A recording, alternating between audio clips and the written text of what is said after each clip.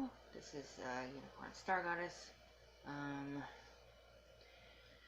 So I had a request for doing some teaching on astrology and different things like that, so I decided to do the video right now, and I wanted to help you know more about the different things here. It's gonna be a little bit backwards because I didn't put my cards together the way they're supposed to be, but I guess we'll just go with what we have, and we'll just have to make it backwards and sideways and whatever, you know. Okay, so alright. So we're going to start off with a House 5. So House 5 deals with romance, love, affairs, play, creativity, fertility, childlike spirit, joy, self-expression, and drama. So that's what that is. And also there are different things dealing with just your birth chart. So you would have 12 houses. There's 12 different zodiac signs. There is, fixed, mutable, and cardinal signs, which I'll be talking about in here. There's planets, which also deal with different aspects of your personality, and then the things they land in, kind of like I said, the houses. That's what the sign and planet deal with at that, where it lands in your birth chart. Okay, so we're going to go on to the next one.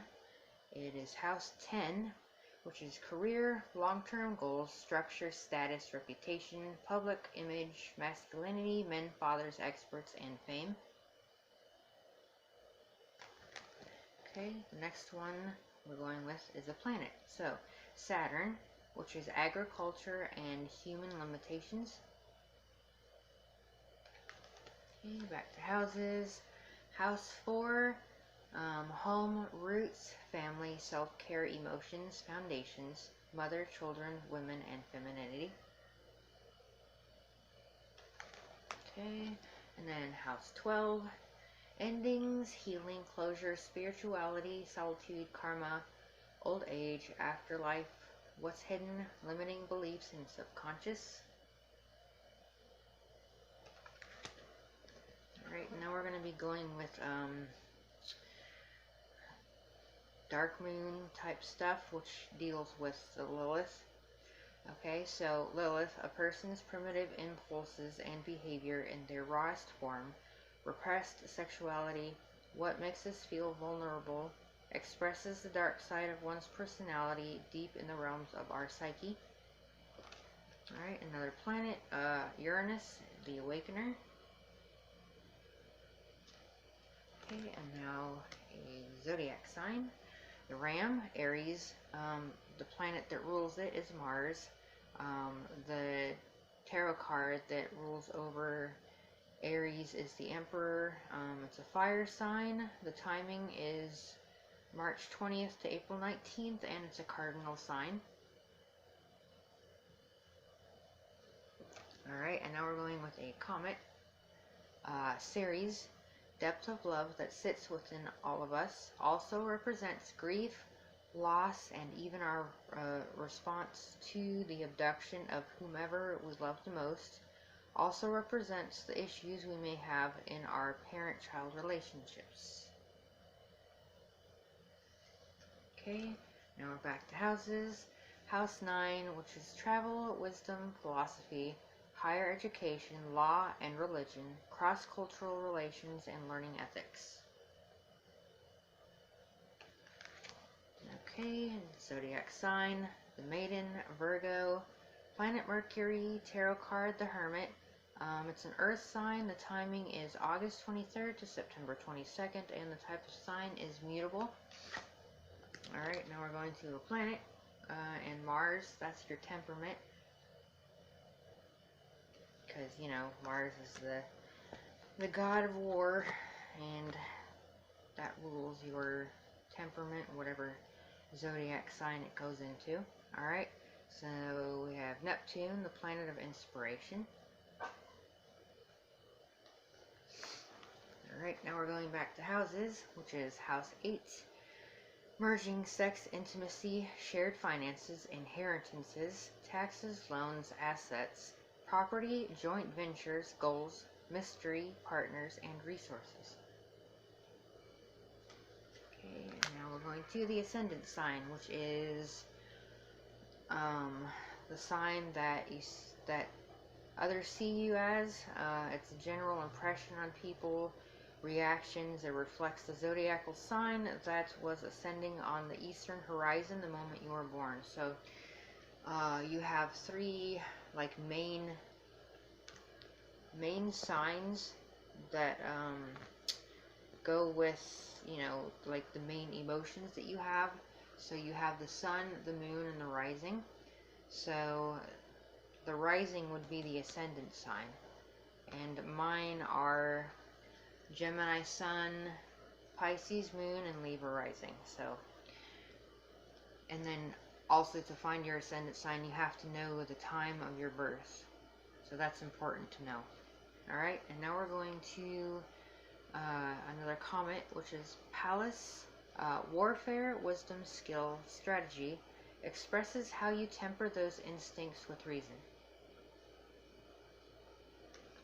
Okay, the next one is another comet, and it's Eros. Excuse me, Eros. Most erotic turn-ons, what makes someone lose their mind with sexual desire. Okay, next one is Juno, which is another comet. Sign of marriage and commitment, relating, compatibility, intimacy, needs in a relationship or marriage. Okay, and back to the zodiac signs. The fish, Pisces, planet Neptune is the ruler. The tarot card is the moon. It's a water sign. Timing is the February 19th to March 20th, and the type of sign is mutable. Okay, and then the moon, planet. The moon rules your emotions. Okay, back to houses. House 2. Money, work, income, daily routines, values, material possessions, priorities, habits, your job, and work ethic. Okay. And Jupiter, planet, principles of growth, and also Jupiter is the planet of abundance. And I forgot to put that there, but that's one of the things that it does. And also I did a video, if you haven't seen it yet, on planetary squares, magical planetary squares, and it also says that within the video there, and it teaches you how to do sigils in order to ask the planets for help with different things in your life. Okay, off topic, but just something I wanted to throw in there. Okay, so we have house 1. Self, appearances, beginnings, the body, first impressions, attitude, identity, and approach to life. So house 1 deals with ego also. Okay, and then another comet, Vesta. It focuses on sexuality and healing, spiritual commitments. It helps you understand where you are likely to give sacrificially for a spiritual goal. Okay, and then planet, Venus, love and relationships. Alright, house 6. Health, fitness, systems, analytical nature, pets, work, habits, organization, sense of usefulness, and service given. Another zodiac sign, the crab. Cancer, the planet moon rules over Cancer. The tarot card is Chariot. It's a water sign. The timing is June 21st to July 22nd, and the type of sign it is cardinal. Okay, and now we're going on to North Node. It tells part of your story of the soul's journey through every life that you've lived so far. This also goes with the South Node, which is the other half, but I'm going to read that when it comes up. Alright, so we have House 11, Groups, Friends, Social Awareness, Humanitarianism, Technology, Hopes, Wishes, and the Future. Okay, and now we have Chiron. It affects all aspects of wellness, physical health, mental health, emotions, and spirituality.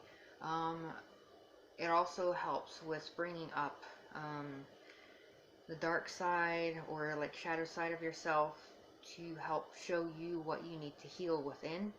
So if it goes like within a planet, which my Chiron lands in my Venus sign, which is Taurus, so those are things that I need to work on myself, which is love and relationships and all that stuff. So those are things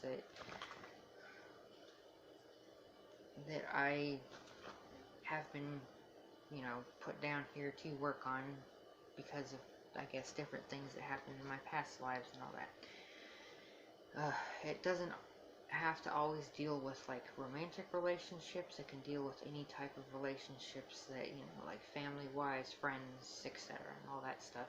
But wherever your Chiron lands is the things that you need to work on, you know, kind of bring up, purge, and heal, and let go of. Okay, so the next thing we have is the zodiac sign, the Scorpion, Scorpio. The planet Pluto and Mars both rule over Scorpio. The Death Tarot card is what associates with Scorpio. It's a water sign. The timing is October 23rd to November 22nd, and it's a fixed sign. Okay, the next one we have is Sagittarius, which is the Archer. Planet Jupiter rules over Sagittarius. The tarot card is Temperance. It's a fire sign. The timing is November 23rd to December 21st, and it's a mutable sign. Alright, and House 3. The mind, thinking, communication, siblings, social activity, interest, neighbors, and early education. Okay, and we have House 7, which deals with relationships, marriage, contracts, business partners, equality, sharing, and interpersonal style. Okay, and the next one is the Goat, which is Capricorn. It's ruled by the planet Saturn. The tarot card is the Devil. It's an earth element. The timing is December 21st to January 19th, and the type of sign it is cardinal. The next one is the Water Bearer, which is Aquarius. The planet Uranus rules over Aquarius. The tarot card that is associated with it is the Star. It's an air element. January 21st to February 20th is the timing, and it's a fixed sign. The next one we have is the Lion, which is Leo. Oh, I don't know if I showed it to you. Sorry. There you go. Alright, the next one is Leo, the Lion. The planet that rules over Leo is the Sun. The tarot card that rules over, or is associated with Leo, is the Sun also. It's a fire element. The timing is July 23rd to August 22nd, and it's a fixed sign. Alright, and now we're going on to descending sign, which is the opposite of the ascending sign. Descending is under the horizon at the exact moment of birth. With the combined energy of the zodiac sign it was in, we obtain insight into our essence in this lifetime. Okay. Alright, the next thing we have is the Bull, which is Taurus. I keep forgetting to show you the cards. Okay, there we go. Sorry about that. I'm kind of tired. Okay, so the next one we have is the Bull. It says Taurus. The planet Venus rules over Taurus. Actually, planet Venus rules over two different signs, but when I come to that, I'll let you know. Okay, so the planet Venus, the tarot card that is associated with Taurus is the Hierophant. It's an earth element. The timing is April 19th to May 20th, and it's a fixed sign. Okay. And we have a planet here, and it's Pluto, which is the Great Revealer. And I'm sure I didn't show you this one. There you go, that's Taurus. Sorry about that. Okay, so, and then we have the Sun, which deals with the ego. Right? Okay, so like I said, I was going to be coming up to the South Node. And I'll read this to you. South Node, along with the North Node, tells the other part of your soul's journey through every life you lived so far. So if you put the North Node and South Node together, you can figure out kind of like the storyline of your past lives and the lives that you have now and all of that, and you can kind of figure out the things that you need to heal, the things that you've done in the past that maybe caused you some karmic contracts or something like that. So if you look at that, then you can figure things out with that kind of stuff. Okay? Alright, so the next thing we have is the second planet that deals with Venus, which is Libra. The scales, Libra, planet Venus, which rules over Libra, also Taurus. The tarot card is Justice. It's an air element. The timing is September 23rd to October 22nd, and it's a cardinal sign. Okay, and then the last one we have is, sorry. There you go. Alright, the last one we have is the Twins, which is Gemini. It's the planet that rules over it is planet Mercury. The tarot card is the Lovers. It's an air element. The timing is May 20th to June 20th, and the type of sign it is mutable. Okay, now, since I'm done with that, I'm going to show you this. These are cards that I made. They're in my shop if you're interested in purchasing them, and I also have other cards in there too. But, you know, I just wanted to show that to you since I used the cards for this video. Okay, so now we are going to talk about the degrees and what they mean within your birth chart. Okay, so your chart is 360 degrees, which is a circle. See? Circle. So there are 12 zodiac signs, and each of the sign and houses are 30 degrees each. And depending on where, or yeah, when you were born, and when you were born is what degree those 12 signs are in, and the planets and houses, plus the asteroids and how all the planets and signs are connected together. So there's that. So there's different aspects of the birth chart. That's how the planets and the signs line up, and the meanings of those aspects. The first one we have is conjunction, and that's when two different planets line up together in the same sign, which makes the particular sign extra intense. So that could be good or bad, depending on what it is and where it's located and all of that. Okay, so the next one we have is sextile, which is a friendly and flirty aspect between the signs that are 60 degrees apart. So it makes it more of a chilled out aspect, kind of more like, I'm cool, you know, kind of like that. And then the next one we have is trine. It's formed by a 120 degree angle on the chart. A trine occurs when the planets in the same element, which is, you know, the fire, earth, air, water, aspect each other. It just makes it easier to put together and all that, and just makes it easier to work with, depending on what house it's in and all that. Alright, the next one we have is square. So, a square is an intense aspect, which often dictates action. They just show that work will be involved in producing the favored outcome. So, if you have a square aspect, it'll just be a little bit harder to work with, but it's not like detrimental. You just have to work a little bit harder to get to where you want to be. Okay, so the next one is opposition, and an opposition occurs when two planets are in opposing signs, meaning they are found on opposite sides of the axis. So I guess that's about it for that one. It doesn't really have any explanations for whether it's difficult or easy to work with. Alright, the next thing, sorry about that. I need to move my foot. Okay, so the next thing I'm going to talk about is a thing called Time Lords. Alright, and it's not dealing with, you know, that weird movie where the people fly around in a telephone booth or anything like that. It has to deal with the astrology.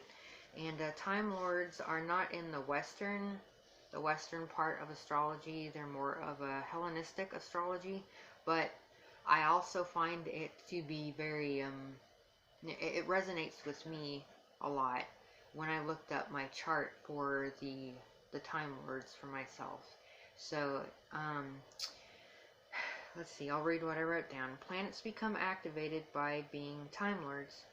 They are planets that by some predictive technique become highlighted and gain a greater bearing or influence over a certain period of time, which, you know, can be between like a year, 2 years, all the way to whatever years it says on the chart. I'm not exactly sure how many years, but the most that I've seen so far on there is 8 years.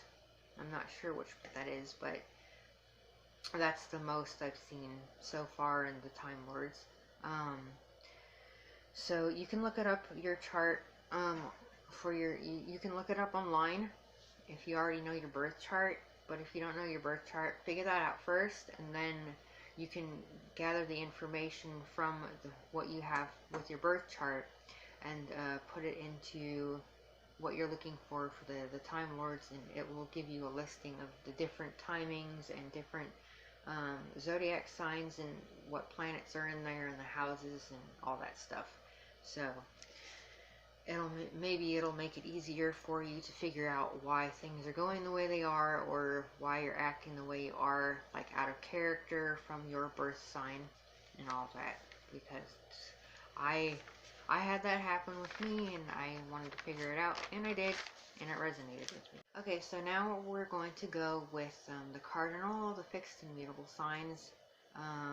You know, like I said, in the cards and all of that, which ones go where, but I'm going to read it off again. So the cardinal signs start every season, and the signs are Aries, Cancer, Libra, and Capricorn. They are idea people of the zodiac. They like to be the first in everything. They like to be the trendsetters, the ones who get the party started and the crowd hyped and all that stuff, and you can count on them to initiate a winning idea or plan. Okay, so the next one is fixed, which is the middle of every season, and that's Taurus, Leo, Scorpio, and Aquarius. They're the stabilizers, and they're the ones who set up a goal or foundation for the idea from the cardinals. And then we have the mutable signs, which is the end of every season. So the mutable signs are Gemini, Virgo, Sagittarius, and Pisces. These are the signs that are more flexible. They're more comfortable with change. Where are we here? They're more comfortable with change. They can chameleon themselves to fit into a lot of different situations, and they can help to complete the package, which the cardinal starts off, the fixed sign helps put it together, and then the mutable sign finishes it.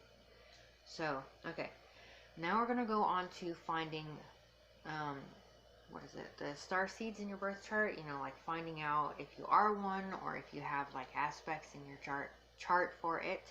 So first off, we're going to start off with the sun signs, which is, you know, water is a good indicator.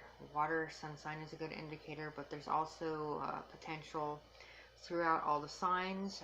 Those also with Aquarius sun are actually here to assist with the new age, which is setting in right now. Now we have Moon through Mars. Like I said before, water signs are good indicators, but also supporting traits are usually needed to determine further. Sagittarius and these signs can also be a good intuition. They have good intuition, and they're good visionary indicators, and also Libra Mars and the Virgo Moon as well for intuitive and empathic minds, or like being an empath or something like that. I'm actually Libra Mars and a water moon, Pisces moon, so I have that within me. Okay, so we're going to go on to Jupiter and Saturn signs. Sagittarius indicates a prophetic visions and thoughts for Jupiter or Saturn, and is at its most inspirational. Aquarius and Pisces have a similar effect. Also, Cancer Saturn gives a very strong psychic tendency with other support. Alright, so now we have Uranus signs, which are Virgo, Sagittarius, Aquarius, or Pisces generation are likely to be a part of the waves of star seeds incarnations on Earth. Okay, so Neptune and Pluto signs. So Neptune doesn't need any sign to trigger the effects because Neptune is a water planet and it's very psychic and intuitive by itself on its own. So for Pluto signs, as Scorpio and Sagittarius, Pluto are more likely to be born in the starseed waves, especially those incarnated as either indigo or crystal children. For the midhaven, it would be Pisces or Scorpio or Sagittarius, which is your rising sign. So the first house here, Uranus, Neptune, and Pluto. The second house, Neptune. Third house, Uranus and Neptune. The fourth house is Moon, Uranus, Pluto. The eighth house is Moon, Jupiter, Saturn, Uranus, Neptune, Pluto, and South Node. The ninth house would be Moon, Mercury, Jupiter, Neptune, Pluto, and North Node. The 11th house is Jupiter. The 12th house is Moon, Mercury, Jupiter, Uranus, Neptune, Pluto, North and South Node. And the alignments most likely to be in a Pleiadian lineage would be 24 to 27 degrees in a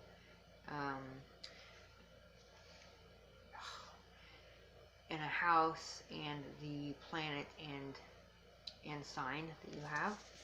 Okay, so the ruling planets would be Saturn or Capricorn. That they are strong Orion connections.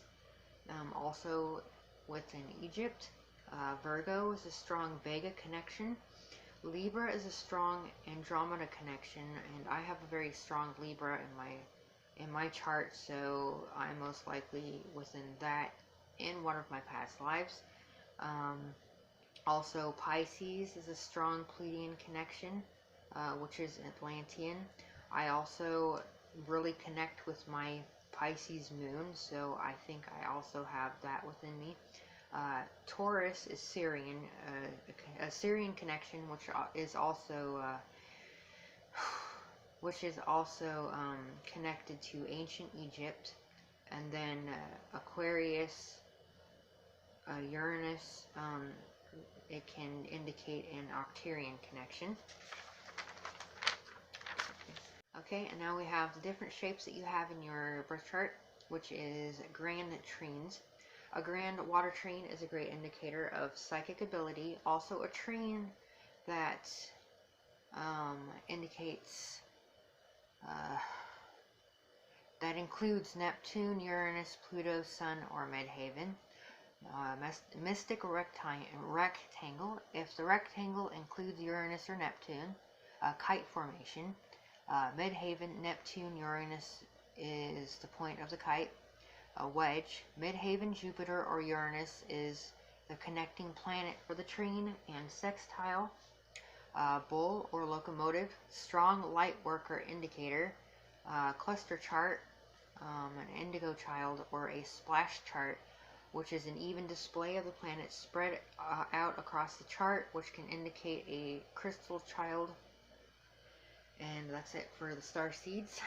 And then last but not least, we have Ophiuchus, something that people keep talking about and bringing up. I wanted to bring this up because in Western astrology, Ophiuchus is not a zodiac sign. We use the 12 signs to indicate the 12 months in the year and the seasons and all of that, and Ophiuchus does not fit into that. Plus, Ophiuchus is not ruled by a planet, it is ruled by a comet or asteroid, and that asteroid is a Chiron. So, It does not belong in the Western astrology, so your signs don't change. Don't worry about that. And I'm going to read what I wrote down, what I found out. Okay, so it says here, sometimes we use Ophiuchus as a sidereal astrology as a 13th astrological sign of the tropic zodiac. Was defined by the 1930 International Astronomical, which is not astrology but astronomy, the Union constellation boundaries, and they said it was situated behind the sun from November 29th to December 18th. But it's not ruled by a planet. The ruling planet is not even a planet, it's Chiron. It rules over Ophiuchus, and Chiron is an asteroid or comet. Also in the 13th zodiac sign astrology, the constellations don't have any ruling planets, which in Western astrology it would throw everything off. And like I said, it was a sidereal sign, and it doesn't fit at all with the Western astrology, where we keep the signs within the months of the year, which is the 12 months, 12 houses, 12 signs, and it would throw everything off and just make everything all crazy if we put it into the Western astrology. So I hope you enjoyed it, my neon metal unicorns. This is my information for astrology and my knowledge of it thus far. So I hope it was helpful. I will talk to you guys later. Bye.